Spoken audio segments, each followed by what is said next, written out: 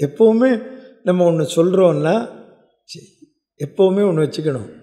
நாம் அவாவா ஒரு முடிவு வச்சிருப்பா, நம்மள்கிட்ட சும்மாவும் கேட்பா. ஆமாம், அதுக்கறி காத்தால் எந்திருந்தவுடனே காப்பியை கொடுத்துட்டு நம்ம அம்மா அப்பாவுக்கும் கொடுத்துட்டு நமக்கும் கொடுத்துட்டு இன்றைக்கி என்ன காய் பண்ணணும்னு கேட்பான். பெரிய சீன் கிரியேட் பண்ணுவான். என்னவோ ஆம்படையான கேட்டுத்தான் பண்ணுற மாதிரி. நம்ம ஒன்று என்ன பண்ணுவோம், ஆத்துக்காரியை பார்த்து கத்திரிக்காய் பண்ணும்போம். அவள் ஒன்றே சொல்லுவா, வெண்டைக்காய் தான் இருக்குது. நம்ம அம்மா பக்கத்தில் இருந்து சும்மா இருக்க மாட்டா. உனக்கு கத்திரிக்காய் வேணும்னா போய் வாங்கிட்டு வாம்பா. நம்ம பேப்பர் படிச்சுனே போக சோம்பேறித்தனம். சரி வெண்டைக்காயே பண்ணுங்க. அவன் ராத்திரியே தீர்மானம் பண்ணிட்டா வெண்டைக்கான்னு. புரிகிறதோ? ஒன்று சும்மா உப்புக்கு கேட்டான்.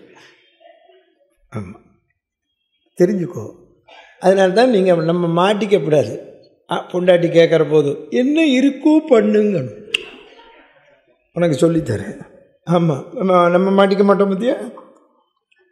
இப்போ நம்ம மேலே பழியும் வராது. அப்பா நீ இருக்கிறத பண்ணுன்னு நீயாக தான் இருக்குது சொல்லியிருந்தா வாங்கிட்டு வந்திருக்கேன்னு சொல்லலாம். அதுதான் எப்போவுமே தெரிஞ்சுக்கோங்க, கேர்ஃபுல்லாக இருக்கணும் பேச்சு. ஆமாம், எப்போவுமே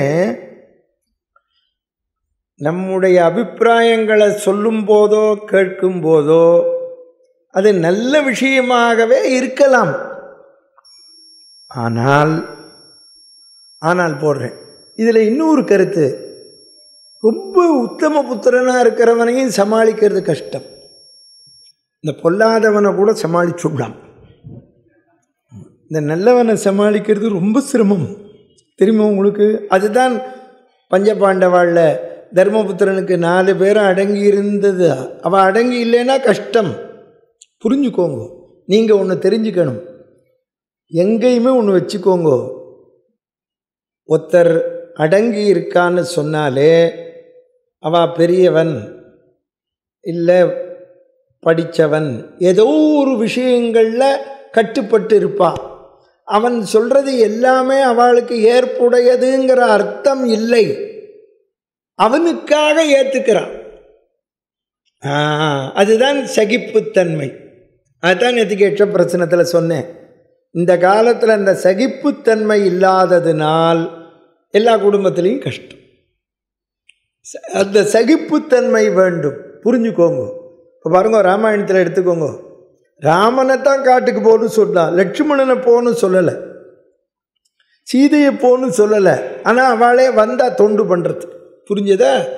அவளை விட கேளுங்கோ, அரண்மனையில் இருந்துண்டு பாதுகையை சிம்மாசனத்தில் வச்சு தரையில் படுத்துண்டான் பரதன். அவள் ஊர்மிள மாண்டவி ஸ்ருதகீர்த்தி எல்லாரும் தரையில் படுத்துண்டான், இந்திரியத்தை அடக்கின்னா. அதில் அவள் காட்டுக்கு போய் என்ன பண்ணாலோ அதை இவன் அரண்மனையிலேயே பண்ணான். அதுதான் லைஃப். புரிஞ்சதோ? இது யாரும் கட்டாயப்படுத்தவில்லை. அதுதான் இங்கே எல்லாருமே புரிஞ்சுக்கணும். இவா எல்லாரும் என்ன பண்ணுறா, சகிப்புத்தன்மையோடு வாழணுங்கிறத கட்டாயமாக்கிற போதுதான் கஷ்டம். கட்டாயப்படுத்தப்படாது. ஒய்ஃப் இருக்கா இப்படி இருக்கணும்னு சாஸ்திரம் சொல்கிறதுங்கிறோம், ஹஸ்பண்ட் இருக்கா இப்படி இருக்கணும்னு சாஸ்திரம் சொல்கிறோம். அப்போ அவாவா தான் கடைப்பிடிக்கணும். என்ன புரிஞ்சதோ? அவாவா தான் செயலாற்றணும். இது யாரையும் கட்டுப்படுத்தலை. அதை மூலம் புரிஞ்சுக்கோங்க. கட்டுப்படுத்தவும் கூடாது. கட்டுப்படுத்தினான்னு வச்சுக்கோங்க, அது இனிமையாக இருக்காது. நீங்கள் கட்டுப்படுத்தினா ஒரு விஷயத்தை இனிமையாக இருக்காது. எங்கள் அம்மா என்ன பண்ணுவா, நாங்கள்லாம் சின்ன வயசில் காத்தால குளிச்சுடணும், எந்திருந்தவுடனே குளிச்சுட்டு நெத்திக்கிட்டு சந்தியாவந்தனெலாம் முடிச்சுட்டு ஸ்லோகம் சொல்லிட்டு தான் எங்களுக்கு இந்த அப்போல்லாம் காப்பியெல்லாம் கிடையாது, இந்த ராகி மால்ட் ஆற்றுல அரைச்சி ராகி கொடுப்பா. சீக்கிரம் எந்திருந்தார். எங்கள் அப்பா எந்திருப்பார், அவர் தான் காப்பி கொடுப்பார். எங்கள் அம்மா காப்பி தர மாட்டாள். ஆனால் எங்கள் அப்பா மாதிரி காப்பியை ஒத்துரு கலக்க முடியாது. டம்ளர் தான் கொடுப்பார். இப்படியே கள்ளி சோட்டாக இருக்கும். கொடுத்துட்டு அடிப்பர். கேள்வி கேட்டு புரியுது. ஸ்ட்ரிக்ட். இருங்கோ, அது இருக்கட்டும். எங்கள் அம்மா அடிக்க மாட்டா. ராகி மால்ட்டு கலந்து நாங்கள் வந்த உடனே சுவாமிக்கு நேராக உட்காண்ட உடனே சுட சுட சூடாக சர்க்கரையை போட்டு பாலை விட்டு இப்படி வைப்பா.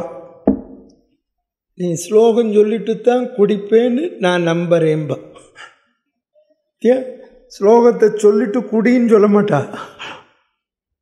நீ ஸ்லோகம் சொல்லுவேன்னு நம்புறேங்கப்பா. எல்லாரும் சொல்லுவோம், சொல்லிட்டு தான் குடிப்போம். எதுக்கு இதை சொல்கிறேன்? நம்ம கட்டாயப்படுத்துறத கூட அழகாக கட்டாயப்படுத்தணும். அதை அவ புரிஞ்சுண்டு செயலாற்றணும். இல்லைன்னா அது பிரயோஜனம் இல்லை. பீமன் எழுந்திருந்தார், எங்களுக்கு சமாதானமே வேண்டாம். We don't want political solution. We want only military solution. அன்னைக்கு திரௌபதியை சபையில் இழுத்து அவமானப்படுத்தினான். நீ மறந்து விட்டையா கிருஷ்ணான்னா? விரிகுழல் பைந்தொடி நாணி வேத்தவையில் முறையுடால் விகுழல் மரபினுக்கும் நமக்கும் உலக உள்ளளவரை தீராத வசையை கண்டாய். அந்த துரியோதன் கொடுமையை விட இவனுடைய அன்புக்கு பயப்படுகிறேன். தர்மபுத்திரர் சிரிச்சார். நீ அன்னைக்கு திரௌபதி புடவையை பிடிச்சி இழுத்ததை சொல்கிறியா? அவர் சொல்கிறார், அவ்வளோ பெரிய கஷ்டத்தை ஒன்றும் இல்லைங்கிறார். என்னவோ அன்றைக்கி உரிமையில் பிடிச்சி இழுத்துட்டான். மன்னி புடவையை உரிமையில் மன்னின்னு எவ்வளோ பெரிய தப்போ ஒன்றும் இல்லைங்கிறார் பாருங்க. அவர் அதுக்கு வியாக்கியானம் சொல்கிறார். இப்போ நம்ம முகம் கழுவுறோம், இந்த விரல் கண்ணை குத்திடும். அப்போ நம்ம என்ன பண்ணுவோம்? கண்ணுக்கு தானே மருந்து போடுவோம். திரௌபதிக்கு புடவை கொடுத்தாச்சு, அதையே பேசாது. துச்சாசனம் விரல் மாதிரி. அப்போ யாராவது வச்சனமாக பேசுவான்? உடன்பிறப்பே கத்தியை கொண்டு வா, கண்ணை குத்திய விரலை வெட்டி விடுகிறேன்னா சொல்லுவோம். உரிமையுடன் தம்பியர் என்று அவைக்கண் உரைத்த மாற்றம் பரிபவமோ. அவமானம்னா இன்னூத்தம் பண்ணா தாண்டா அவமானம். பீமன் சொன்னா, கிருஷ்ணா வேதங்களும் முனிவர்களும் உன் திருவடி எங்கே எங்கேன்னு தேடுறா. உன் திருவடி சிவக்கும்படி நீ தூது போக வேண்டாம், நானே தூது போகிறேன்னா. சூடுகின்ற துழாய் முடியோன் சுரர்களுடனே சுருதி நான்கும் தேடுகின்ற பதஞ்சிவப்ப திருநாடு பெற தூது செல்ல வேண்டா. வாடுகின்ற மடப்பாவை தன்வரமும் என்வரமும் கூடுகின்ற மொழியவன்பால் என இனி தூது விடுக. என் கையிலே இருப்பதென்ன? சத்ருகாதினிங்கிற கதை. இவன் கையிலே இருப்பது காண்டீபம். நாங்கள் இருவரும் சேர்ந்து சண்டையிடுவதை பார்த்தும், திருமாலாகிய நீ எங்கள் பக்கத்தில் இருப்பதை பார்த்தும், இவள் விரித்த கூந்தலை பார்த்தும் எங்களுக்குரிய பங்கை தராமல் இருக்கிறானே. மலை கண்டதனை என் கை மரத்தண்டின் வலி கண்டும், மகவான் மைந்தன் சிலை கண்டும், இருவரும் பொறும் திரள் கண்டும், எமக்காக திருமால் நின்ற திரள் கண்டும், இவள் விரித்த குழல் கண்டும், நேரார்த்தமை கொலை கண்டும், அவன் குடைக்கீழ் இருக்க பிரியப்படுகிறாயே. பீமன் முதலில் சொன்னது தன் வலிமை, அர்ஜுனனை சேர்த்து சொன்னது இணை வலிமை. இருவரும் சேர்ந்து சண்டையிடுவது இணை வலிமை. திருமாலாகிய கண்ணனை சொன்னது தெய்வ வலிமை. திரௌபதி விரித்த கூந்தலை சொன்னது கற்பு வலிமை. எல்லா வலிமையும் வைத்து விட்டு எங்கள் வில்லிபுத்தூரார் கற்பு வலிமையை கடைசியில் வச்சார். ஏன் வைத்தார்? இந்த உலகத்தில் எல்லா வலிமையும் ஒருத்தனுக்கு தோற்றாலும் தோற்கும், ஒரு பெண்ணின் கற்பு வலிமை தோற்காது என்பதனால் அதை கடைசியில் வச்சார் அவர். அப்போது பக்கத்தில் அர்ஜுனன் இருந்திருந்தான். நீ என்னதான் தூது போயும் பிரயோஜனம் இல்லை சக்கரபாணியே. ஊர் நிலத்தில் நெல்லை போட்டாலும் விளைவு கொடுக்காது. பாம்புக்கு அமிர்தமே கொடுத்தாலும் விஷத்தை தான் கக்கும். என்னாலும் உவர் நிலத்தில் நெல்முளை வித்திடினும் விளைவு எய்திடாது. பன்னாகந்தனுக்கு அமிர்தமே கொடுத்தாலும் விடமொழிய பயன் கூடாது. நகுலன் எல்லாரையும் விட ஞானி. அவன் அழகாக சொன்னான், 12 வருஷம் வனவாசம், 1 வருஷம் மறைஞ்சிருந்து வாழ்ந்தா உங்களுக்குரிய பங்கை தரேன்னு சொன்னான். எப்போ ஒருத்தன் தான் சொன்னதை கேட்கலையோ, இன்னொருத்தன் போய் சொன்னால் கேட்குற வயசில்லை. தான் அறியாதவன் பிறர் போய் உரைத்தால் அறிவனா தரணி வேந்தே. சொல்லி கேட்குற வயசு வேறு. அதுதான் சாஸ்திரத்தில் வச்சான். 5 வயசு வரைக்கும் குழந்தைகளை ராஜாவாக வளர்க்கணும், கேட்டதெல்லாம் கொடுக்கணும். 5லேருந்து 15 அரை டிக்கெட்டு, அதை கவர்மெண்ட்டில் 12ன்னு வச்சுருக்கான். 5லேருந்து 15 அரை டிக்கெட்டு, வேலைக்கார மாதிரி வளர்க்கணும். ஸ்கூலுக்கு போனையா, ஹோம் ஒர்க் பண்ணு, கடைக்கு போய்ட்டு வா, இதை வாங்கு, அதை பண்ணு, விரட்டிகிட்டே இருக்கணும். ஆமாம், 15 வயசாச்சா எட்டி நின்று பேசணும். ஆமாம், பையனாக இருந்தால் கும்பிடணும். படிக்கிறதான அபிப்பிராயம் இருக்கா? இல்லை பெத்த கடமைக்கு பொட்டி கடை வச்சு கொடுத்துட்றேன், இல்லை டியூஷன் வைக்கணும்னா வைக்கிறேன்னு சொல்லு. பொண்ணாக இருந்தால் 18 வயசாச்சுன்னா கூப்பிடு, 20 வயசாச்சுன்னா மாப்பிள்ளை பார்க்கணும்னு இருக்கேன், நீ காலேஜில் யாரையா பார்த்துட்டியா கேட்டுடு. இந்த 12க்குள்ளே தான் நம்ம சொல்கிறத கேட்கும்.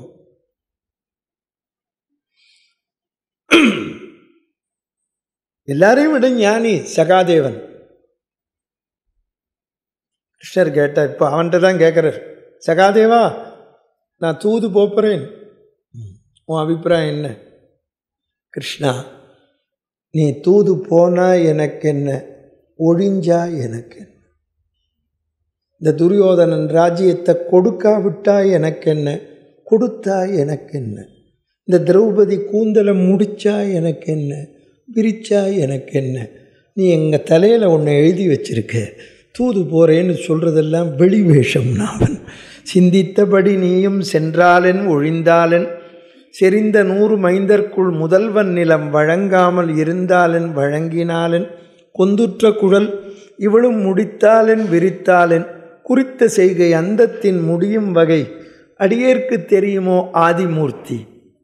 இன்னொரு அர்த்தம், அடியேற்கு தெரியும் ஓ ஆதிமூர்த்தி, நீ என்ன நினச்சின்னு இருக்கேன்னு தெரியும்னா.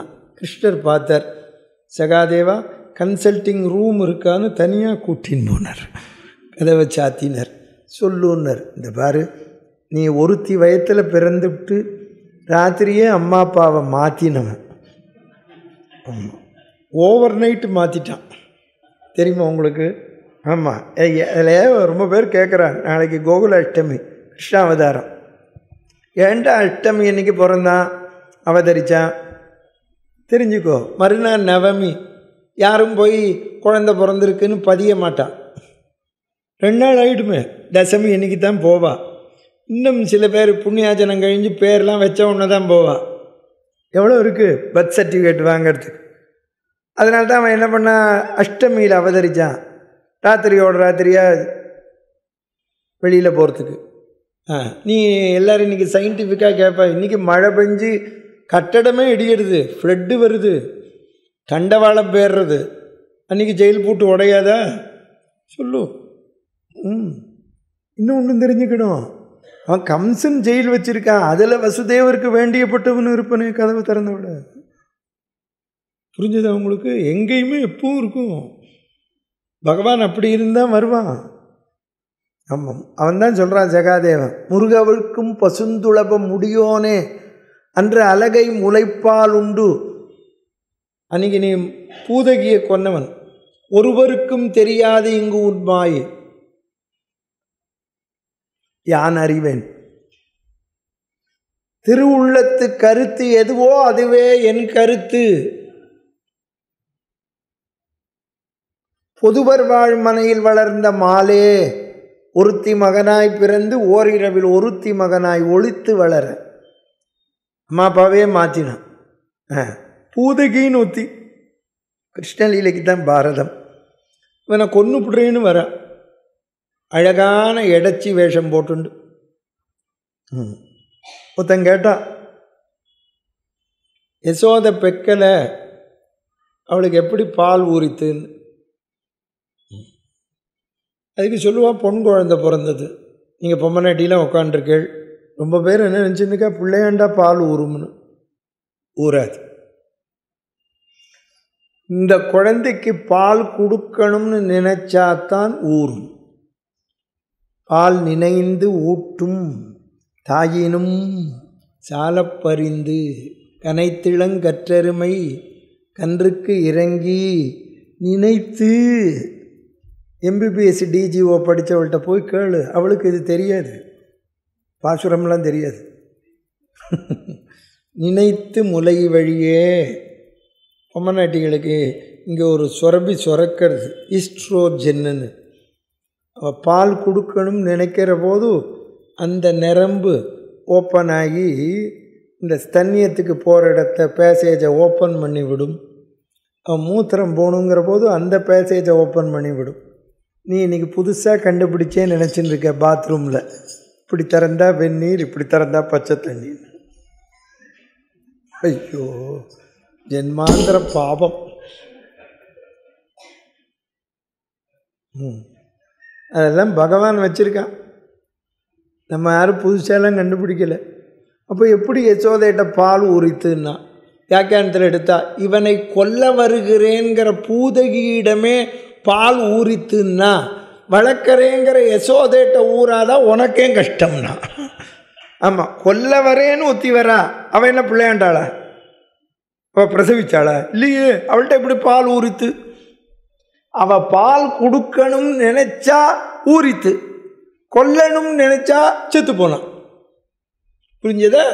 இதைத்தான் சொல்கிறார் வில்லிபுத்தூரார் சகாதேவன் மூலமாக. அன்று அழகை முளைப்பால் உண்டு பூதகியை வதம் பண்ணவன் நீ. சிரிச்சர் கிருஷ்ணர், சகாதேவா நான் ஒத்துக்கிறேன், பாரத யுத்தம் வராமல் இருக்க யோஜனை சொல். இத்தனை நேரமாக வெளியில் என்ன சொன்னார்? சமாதானம், தூது போகிறேன்னர். இப்போ உள்ளுக்குள்ளே என்ன சொல்கிறார் சகாதேவன்ட்ட? பாரத யுத்தம்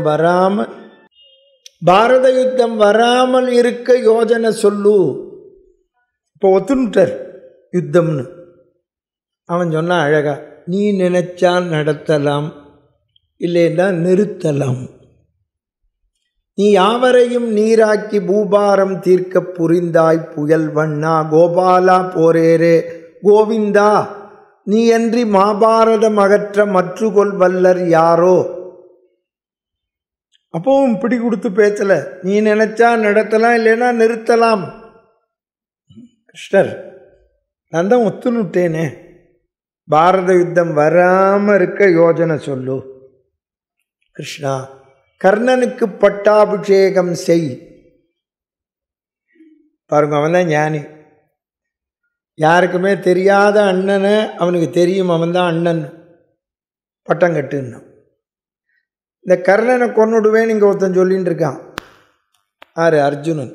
அவனுக்கு பட்டம் கட்டுறதுக்கு முன்னால் இவன் தலையை வாங்கு. தெரியாத அண்ணனுக்கு பட்டம் கொடுன்னா தெரிஞ்ச அண்ணன் தலையை வாங்குன்னா. அப்புறம் இந்த திரௌபதி கூந்தலை காமிச்சே ஏமாத்துறா. சமயபுரத்து கூட்டின் போ, 10 ரூபாய்க்கு டிக்கெட்டு வாங்கு, சந்தனத்தை பூசு.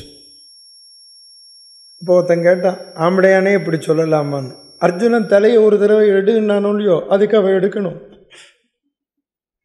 சாஸ்திரப்படி தான் பேசினான். இதெல்லாம் நீ பண்ணணும், அடுத்தது நான் பண்ணணும். என்ன பண்ணணும்? உன் காலை பிடிச்சி கட்டி போட்டுட்டா போருண்டா, யுத்தமே வராதுன்னான். அதுவும் நான் கட்டணும்னா, ஏன்னா ஏற்கனவே யசோதை கட்டி நீ தப்பிச்சுட்ட. பாராள கண்ணன் இகழ் பார்த்தனை முன்கொன்று அணங்கின் காரார் குழல் களைந்து காலில் தலை பூட்டி நேராக கைபிடித்து நின்னையும் யான் கட்டுவனேல் வாராமல் காக்கலாம் மாபாரதம் என்றான்.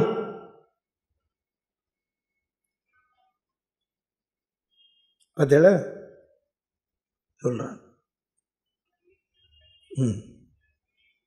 இப்போ அந்த 3 பேர் சொன்னானே, கர்ணனுக்கு பட்டம் கொடு, அர்ஜுனன் தலையேடு, திரௌபதியை முடிய இறக்குன்னு, இதெல்லாம் தலை சமாச்சாரம். ஏன்னா அவள்லாம் ஜீவாத்மா. கடைசியில் இவனை கட்டணும்னா அவன் திருவடியை, அவன் பரமாத்மா. புரிஞ்சது? கிருஷ்ணனுக்கு தெரியும் அவன் கட்டுவான்னு. என்ன நீ கட்டிடுவியா? நீ உன்னையே உணராமல் இருக்கிற விஸ்வரூபத்தை எடு, நான் கட்டுவேன். மாயவனும் அன்பன் மனவறிவான் கட்டுக என்று ஆய வடிவு 16,000 கொண்டான். எங்கே பார்த்தாலும் கிருஷ்ணன் கட்டு. அவன் இவனை கட்டான், அவன் ஓடுவான். அவன் ஏன் பயப்படுறான்? இங்கே சுவிட்சு தெரியாதவனுக்கு பட்டம் கட்டுன்னா இங்கே இருக்குது. இந்த ஜீவாத்மா மூலம் பரமாத்மாவை கட்டி போட்டுட்டான். கண்ணினும் சிறுத்தாம்பினால் யசோதை கட்டி போட்டா இவனும் கட்டினான். வெளியில் 16,000 கிருஷ்ணன் அரெஸ்டடு. காலை விடுன்னு உன்னால் வரவேன விட மாட்டேன். இல்லையா? அவன் பகவான் பார்த்தான், நம்ம தான் நடிக்கிறோம்னா இவன் நம்மளை விடவே நடிக்கிறான். அவன் தான் பிஎஸ்சி படிச்சுட்டு வேலை இல்லைன்னு சர்க்கஸ் கம்பெனிக்கு போனான். இந்த முதலாளி ஆடு உருவத்தில் பூந்து ஆடாக நடிக்கணும்னா இந்த ஆடு அப்படி சர்க்கஸில் நடக்கிற காட்சி கம்பியில் நடந்துருக்கு. ஒரு ஊரில் சிங்கத்தின் கூண்டில் விழுந்துருத்து. எல்லாரும் காப்பாற்றுங்கிறான். இந்த ஆடு எப்படி பயப்படுமோ இவனும் பயப்படுறான். ஏன்னா பயம் சிங்கத்திட்ட. பேன்னு கத்துறான். மாஸ்டர் சும்மா நிற்கிறான். 2 நிமிஷம் கழிச்சு சிங்கம் பேசித்து, முட்டாள் மனிதனே, நீ பிஎஸ்சி படித்த ஆடு, நான் எம்எஸ்சி படித்த சிங்கம்னது. பகவான் பார்க்குறான், நம்மளை விடவே இவன் என்ன நடிக்கிறானே. அவர் பார்த்தார், இனி ஒன்றும் நடக்காதுன்னு, நீ ஏதாவது கேளு தரேன்னு. இந்த சம்திங் கொடுத்தா காரியம் ஆகுங்கிற திட்டத்தை கொண்டு வந்தது கிருஷ்ணர் தான். இதுக்கு பேர் தன்னிறைவு திட்டம்னு பேர். ஆமாம், உனக்கு என்ன வேணுமோ கேளுன்னா. சகாதேவன் அவ்வளோ பெரிய ஞானி. ஏன் கேட்டான் தெரியுமா? மற்ற 5 பேர் ஞானியா இல்லையே, இவனை புரிஞ்சுக்கலையே. ஏ கிருஷ்ணா, வரப்போகிற யுத்தத்தில் நீ 100 பேர் தலையெடுக்க திட்டம் போடலை. திரௌபதிக்கு அவமானம் வந்தது எங்களால். எங்கள் 5 பேர் தலையும் எடுக்க திட்டம் போட்டிருக்க. வரப்போகிற பாரத யுத்தத்தில் எங்கள் 5 பேரையும் காப்பாற்றுறேன்னு சத்தியம் பண்ணுன்னா அவன். வன் பாரத போரில் வந்தடைந்தே மைவரையும் நின் பார்வையால் காக்க வேண்டும் தந்தேன்னர்.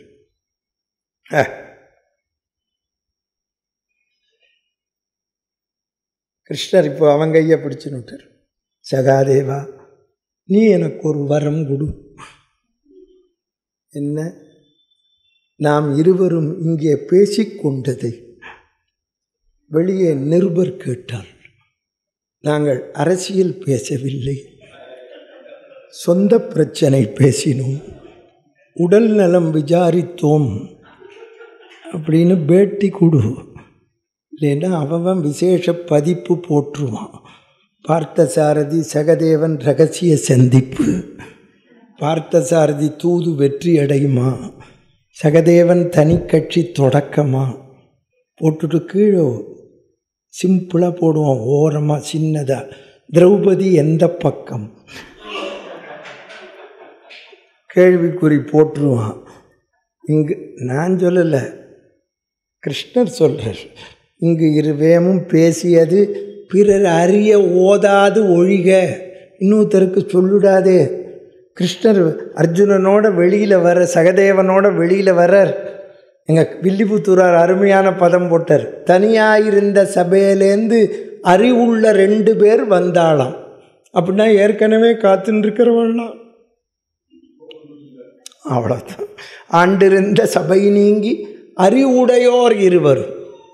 ஆமாம், எப்போவுமே நல்ல சபையில் எப்போவுமே ஒரு பெரிய இடத்துல உனக்கு எப்படி சொல்கிறது, ஒரு அமைப்பில் 2 பேர் தான் அறிவாளியாக இருப்பா.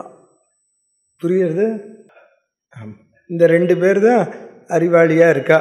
ஆறு கிருஷ்ணனும் சகதேவனும். வெளியில் வந்தவுடனே கிளப்பி விட்டுட்டார் திரௌபதியை. திரௌபதி சகதேவனும் சமாதானம். அவனை வாயை திறக்கவே விடலை. தெரியுமா உங்களுக்கு? கையை காமிக்கிறார். அப்போ திரௌபதி அழுதா, கிருஷ்ணா, ஆனை கூப்பிட்டோன்னு போய் நின்னையே, பிரகலாதன் கூப்பிட்டோன்னு தூணை பிளந்துன்னு வந்தையே, என்னை காப்பாற்ற ஏன் இவ்வளவு தாமசம்னு கேட்டா. கற்றை குழல் பிடித்து கண்ணிலான் பெற்றெடுத்தோன் பற்றி துகில் உரிய பாண்டவரும் பார்த்திருந்தார். துச்சாசனன் பிடிச்சு இழுக்கிற போது இவாளும் பார்த்தா. ஆறு என்ன காப்பாற்றினா சொல்லு. கிருஷ்ணர், கவலைப்படாதே திரௌபதி, நான் ஏன் தூது போகிறேன் தெரியுமா? பாண்டவன் நல்லவன்கிறதை எடுத்து காட்ட. நான் போயிட்டு வந்து உன் கூந்தலை முடியறேன்னா. அப்படின்னா என்ன அர்த்தம்? யுத்தத்தை ஃபிக்ஸ் பண்ணுறேங்கிறான். திருவல்லிக்கேணியில் பாடுறார் ஆழ்வார், அந்தகன் சிறுவன் நூற்றுவர்த்தம் பெண்டிரும் நூல் இழப்ப இந்திரன் சிறுவன் தேர்முன் நின்னானை திருவல்லிக்கேணி கண்டேன்னார். அதைத்தான் இங்கே வில்லி எழுதுகிறான். தொல்லாண்மை பாண்டவர்க்காய் தூது போய் நல்லாய் உன் பைங்கூந்தல் நானே முடிக்கின்றேன். இனி எல்லாரும் காண விரித்த கூந்தலோடு இருப்பது புல்லர்தம் அந்த புறத்து மாதர் பூங்குழல்.